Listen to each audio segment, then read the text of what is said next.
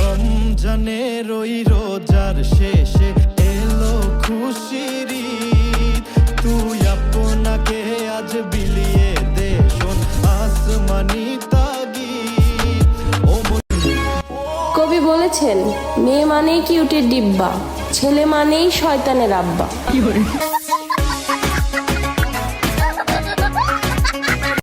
We'll be right back.